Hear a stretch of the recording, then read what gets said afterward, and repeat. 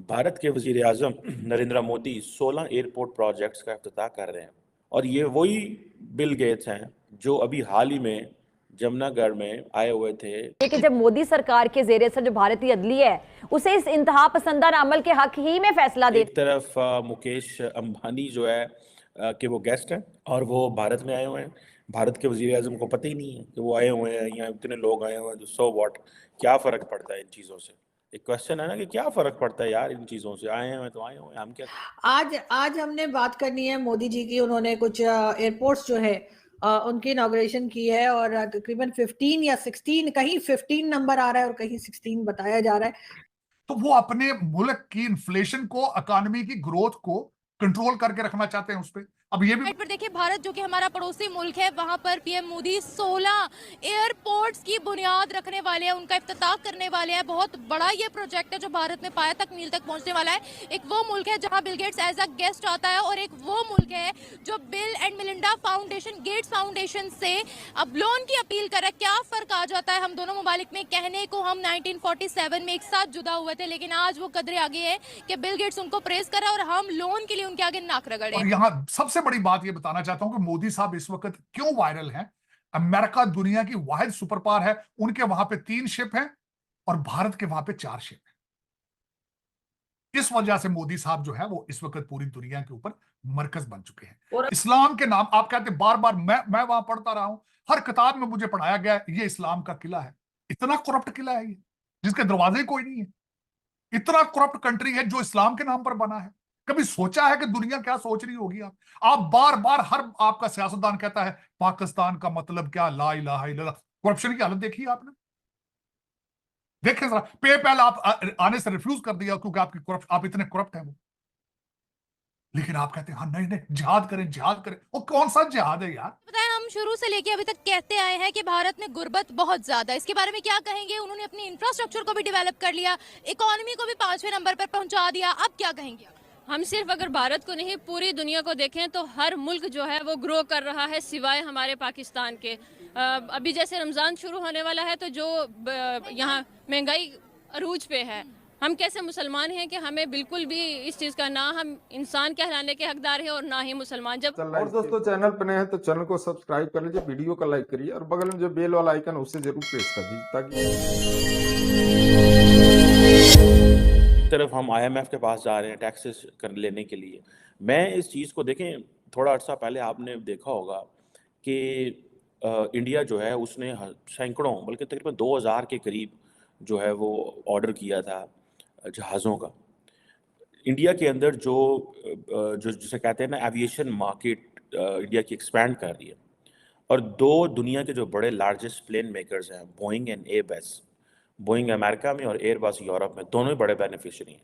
यही वजह है कि सबको पता है कि इंडिया मार्केट है, कोई बंदा इंडिया के आगे बोलता नहीं है।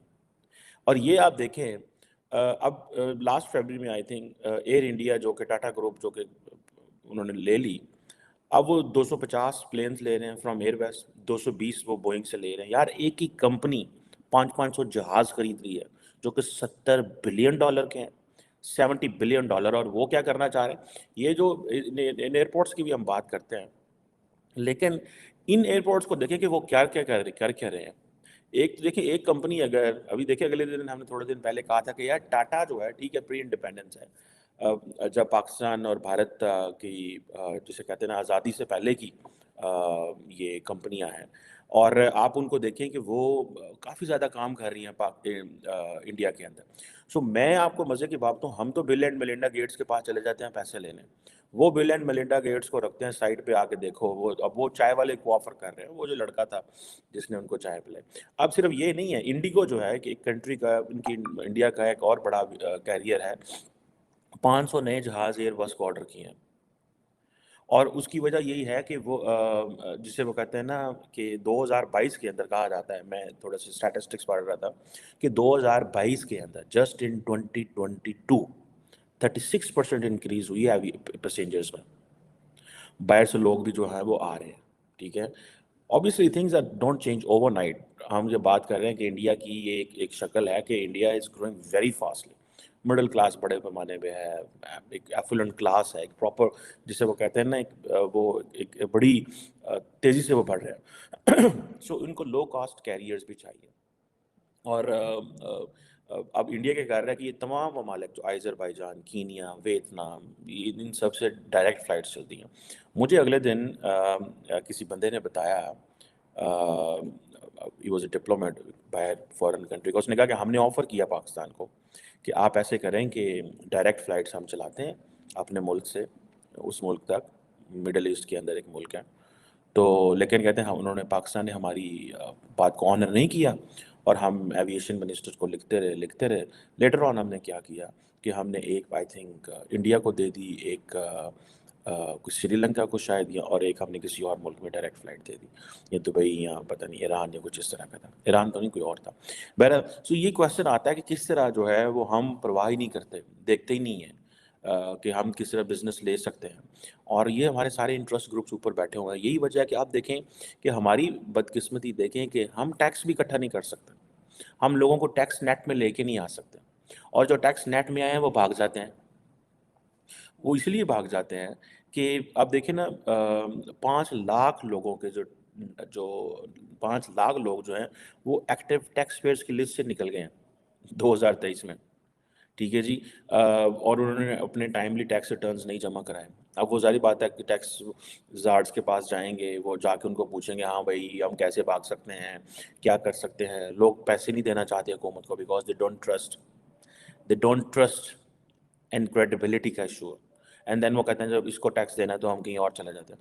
सो कि चाहे वो कश्मीर हो या बाकी जगहें हो, वहां पर भी जो है वो इंटरनेशनल कंपनीज भी आ रही हैं। तो आपके ख्याल से जो कंपनीज को क्या तरीका होता है कि आप अट्रैक्ट करें कि भाई हमारी कंट्री में आके वो अपने ऑफिसेस खोलें? जैसे आपके यहाँ तो यूट्यूब भी है और कई माइक्रोसॉफ्ट, कई दूसरी कंपनीज हैं।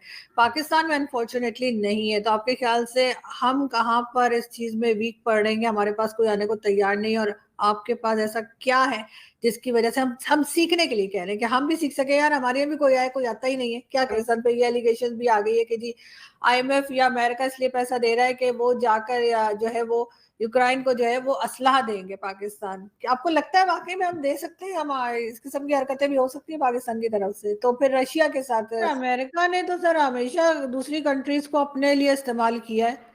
कभी भी अपनी, अगर उनकी अपनी वॉर जो वो लड़ना चाहते हैं, चाहे वो अफगानिस्तान में हो, इराक में हो या कहीं भी हो, वो दूसरे की जमीन से लड़ते हैं, अपनी जमीन से नहीं लड़ते। तो अमेरिका ने तो हमेशा इस्तेमाल किया। तो अगर पाकिस्तान इस्तेमाल हो रहा है, और जाहिर है कि उसकी अपनी मजबूरियां हैं कि फंड्स नहीं है या पैसा चाहिए, मैं ये नहीं कह रही कि सही करता है पाकिस्तान, बिल्कुल गलत करता है, लेकिन अमेरिका की तरफ भी लोगों को उंगली उठानी चाहिए कि ये जो कमजोर कंट्रीज है उनको अपने लिए इस्तेमाल करता है। मैं आपसे सहमत नहीं हूँ, बात आपकी फैक्चुअली करेक्ट है, यू आर राइट, लेकिन मैं आपसे बात नहीं, ईरान ने क्यों नहीं लड़ी अफगानिस्तान में? जो लड़ाई हो रही थी, ईरान क्यों नहीं लड़ गया उसको? इंडिया क्यों नहीं लड़ गया उसको? हमारी जो कमजोरी है ना, हमें तो डॉलर मिलते हैं तो हम कुछ भी कर देते हैं, वो तो मैं मान रही हूँ। अगर मार्केट में ड्रग्स बिक रहा है आरजू जी, और मैं जाके ड्रग्स खरीद रहा हूँ, तो मेरी कमी है, मैं ड्रग्स वाले को तो दोष नहीं ना दूंगा। अमेरिका तो कह रहा है कि भाई ये पैसे लो, लड़ो। आपने तो आउट ऑफ द वे जाके सीटो सेंटो साइन किया था। अगर कहीं से पैसा लेते रहे और बस उस पैसे को फिर खा पी के बैठ जाएं, तो ये सिलसिला मतलब ज्यादा लंबे अरसे चलता हुआ मुझे तो नहीं लगता पाकिस्तान का। कहीं ना कहीं जाके तो लोग थक जाएंगे, तंग आ जाएंगे।